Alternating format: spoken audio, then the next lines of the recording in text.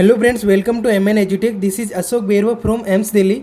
Image वाला series को continue करते हुए इस लेक्चर में हम डिस्कस करेंगे ऑक्सीजन डिलीवरी डिवाइसेस से रिलेटेड इमेजेस के बारे में।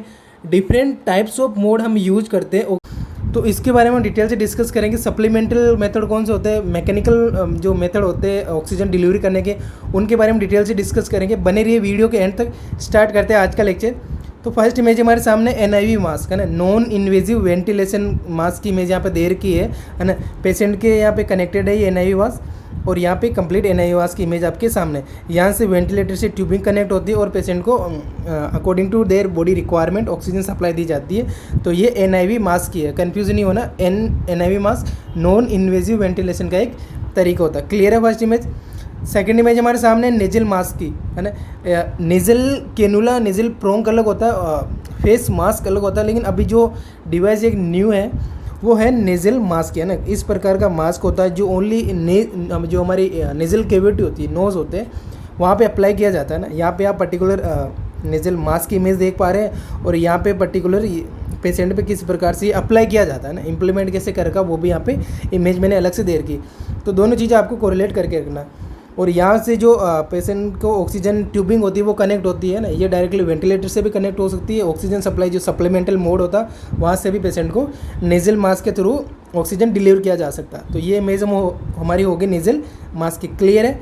नेक्स्ट इमेज हमारे सामने है नेजल NIV मास्क। अभी फर्स्ट इमेज हमने देखी थी NIV मास्क की, जिसमें जो ओरल कैविटी है और नेजल कैविटी है दोनों कवर हो रही थी। लेकिन इस NIV मास्क में specially only nasal cavity cover हो रही है। जो माउथ है वो यहाँ पे आप देख पा रहे हैं ना, कवर नहीं हो रहा। मतलब कि ये माउथ जो ये NIV मास्क है वो कवर नहीं कर रहा, माउथ अलग से है, ठीक है। तो ओनली यहाँ पे नेजल कैविटी कवर हो रही है, इसीलिए इसे नेजल NIV मास्क बोला गया ना। एग्जाम में ये आ सकता है और ऑप्शन में आपको NIV मास्क मिल सकता है, तो वहाँ पे जल्दी से NIV मास्क नहीं करना, फर्दर जाना। नेजल NIV मास्क भी लिखा हो सकता है, तो उस पर टिक करना है ना।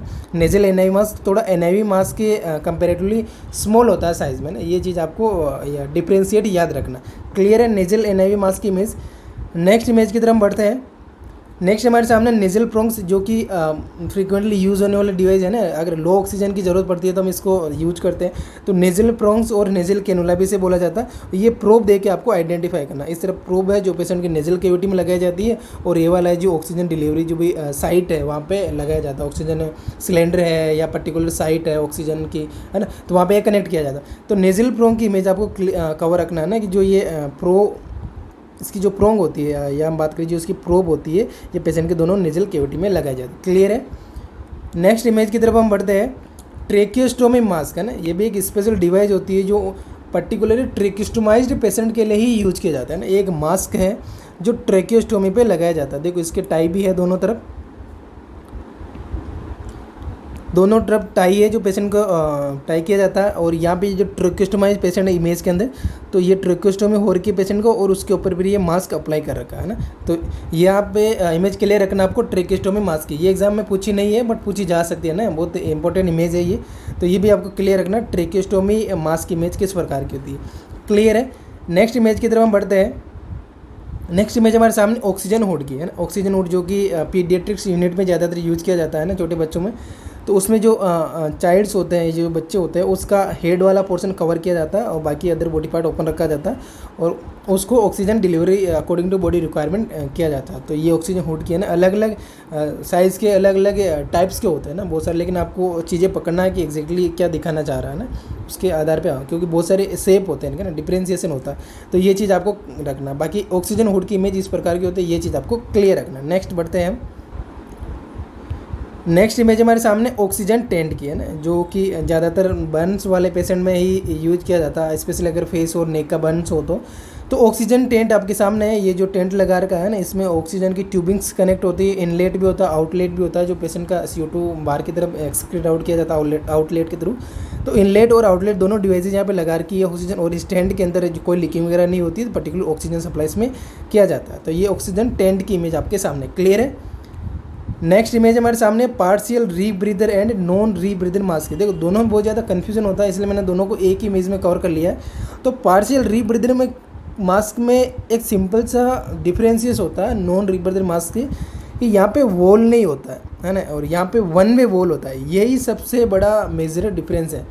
पार्शियल रीब्रीथर मास्क में वॉल नहीं होता, उसकी वजह से वो रीब्रीथ करता है ना, पार्शियली रीब्रीथ कर पाता है। लेकिन यहाँ पे वन वे वॉल होता है, जो यहाँ पे देर का जो वन वे वॉल होता है, तो ड्यूरिंग इंस्पायरेशन ये ओपन हो जाता है, ड्यूरिंग एक्सपायरेशन ये क्लोज होता है। जो ये रिजर्वायर बेक है यहाँ पे लगा होता है ये वॉल, तो इसमें पेशेंट रीब्रीथ नहीं कर पाता है बिकॉज ऑफ कि यहाँ पे वॉल प्रेजेंट होता है और इसकी प्रेजेंस की वजह से वो रीब्रीथ नहीं कर पाता, इसलिए इसको नाम दिया जाता है नॉन रीब्रीदर मास्क। इसके जो नेम दिया हुआ उसके पीछे कंसेप्ट भी यही है, तो कन्फ्यूज नहीं होना। पार्शियल रीब्रीदर मास्क में वॉल नहीं होता और इसमें वॉल्व लगा होता है, वन साइड वॉल्व स्पेशली बात करें तो, जो कि पेशेंट को रीब्रीथ करने से प्रिवेंट करता है। तो ये दोनों चीज़ें में आपको डिफ्रेंशिएशन याद रखना।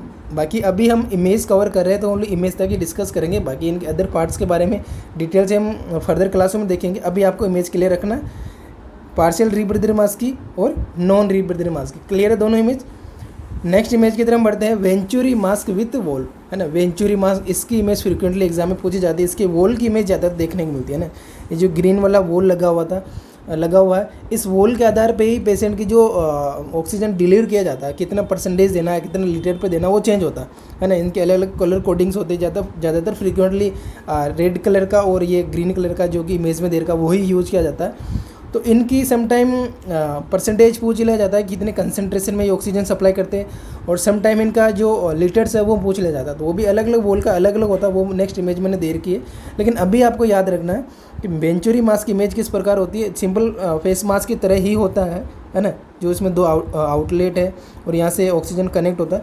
लेकिन एक जो यूनिक चीज़ है वो है कि इसमें वॉल लगा होता है। अगर इस वॉल को हम लगा दें, डायरेक्ट ट्यूबिंग हम यहाँ पे कनेक्ट कर दें, तो ये सिंपल फेस मास्क बन जाएगा। लेकिन इस वॉल के प्रेजेंस की वजह से इसे क्या बोला जाता है, वेंचुरी मास्क विथ वॉल, है ना। ये मैंने इमेज का अकॉर्डिंग नेम यहाँ पे मेंशन कर रखा है। क्लियर है। नेक्स्ट इमेज में हम देख लेते हैं कौन कौन से कलर कोडिंग्स होते हैं।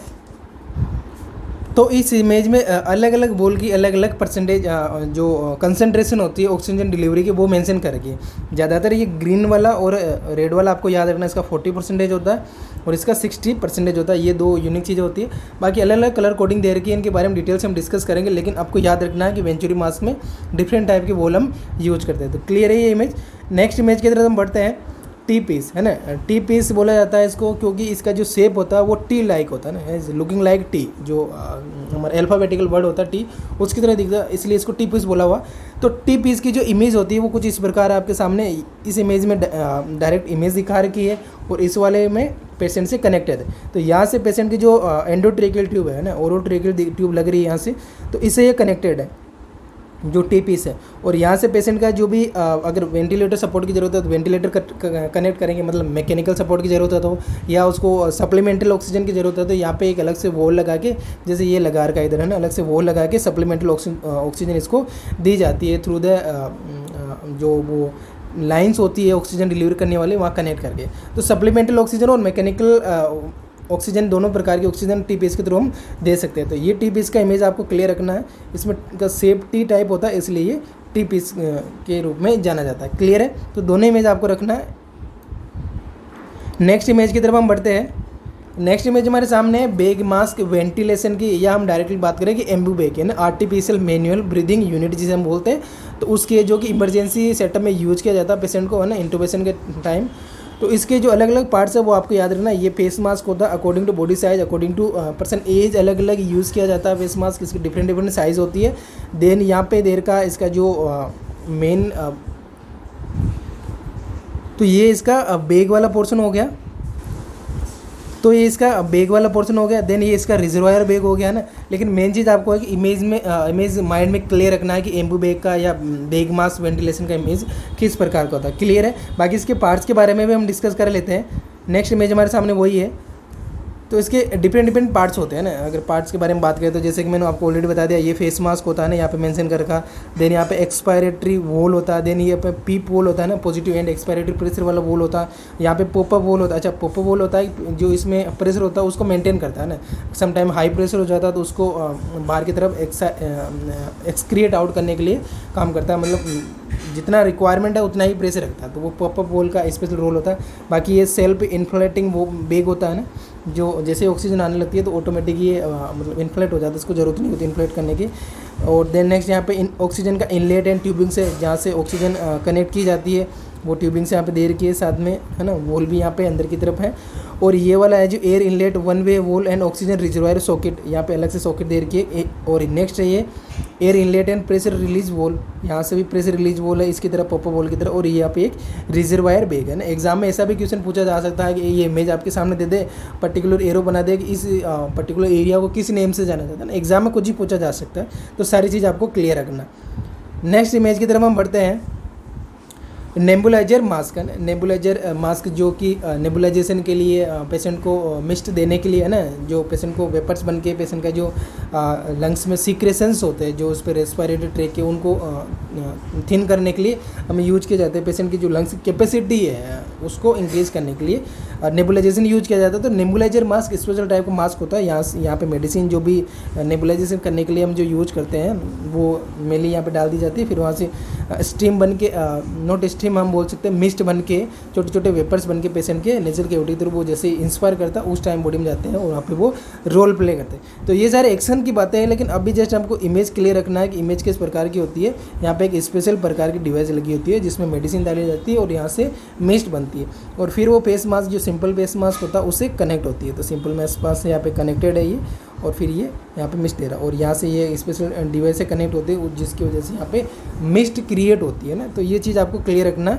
नेबुलाइजर मास्क की। क्लियर है ये इमेज। नेक्स्ट इमेज हमारे सामने है सिंपल फेस मास्क है ना। ये भी समटाइम एग्जाम में पूछ ली जाती है। तो सिंपल फेस मास्क है ना जिसमें कुछ भी कनेक्टेड नहीं है। ये चीज़ आपको याद रखना ना, वेंचुर मास्क में अलग होता है, नेबुलाइजर मास्क में अलग होता है ना। लेकिन ये सिंपल फेस मास्क है, डायरेक्ट यहाँ से जो ऑक्सीजन की इनलेट वाली डिवाइस होती है वो यहाँ से कनेक्टेड है। ये वाला जो ऑक्सीजन पोर्ट होता है वहाँ से कनेक्ट होता है ना। अगर सिलेंडर है तो सिलेंडर से कनेक्ट होगा, या साइट है जो भी हॉस्पिटल सेटअप में यूज किया जाती है वहाँ पे ये कनेक्ट होता है और डायरेक्ट इस ट्यूबिंग के थ्रू पेशेंट को ये ऑक्सीजन लगाया जाए जैसे यहाँ पे कनेक्टेड है ना। यहाँ पे वोल होते हैं छोटे छोटे जिससे आउटलेट के लिए होता है जो भी CO2 वगैरह एक्सपायरेट होती है तो उनके लिए। तो ये सिंपल फेस मास्क की इमेज है। तो ये हमारे आज की इमेजेस होगी ऑक्सीजन डिलीवरी मेथड से रिलेटेड। इसमें किसी भी प्रकार का कन्फ्यूजन है तो आप हमें कमेंट करके बता सकते हैं। बाकी बने रहिए हमारे यूट्यूब चैनल पे, नेक्स्ट वीडियो जल्दी ही लेके आएंगे। Thank you so much.